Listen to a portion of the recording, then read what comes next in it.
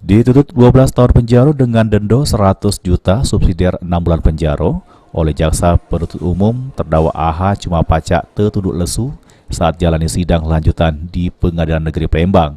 Terdakwa oleh jaksa penuntut umum terbukti sengaja melakukan pembunuhan terhadap anak di bawah umur yang diatur pasal 80 ayat 3 Undang-Undang Nomor 35 Tahun 2019 tentang Perlindungan Anak junto pasal 55 ayat 1 ke 1 Kitab Undang-Undang Hukum Pidana.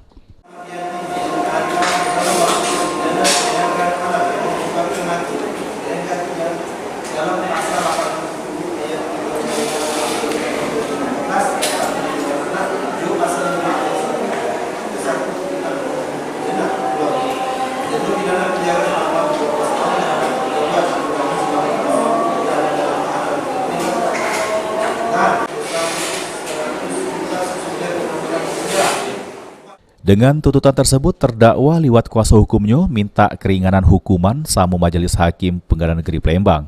Terdakwa AH berdasarkan dakwaan jaksa penuntut umum, jeru aksinya yang viral di media sosial sudah melakukan aksi begal terhadap korban Ridho Rifanka.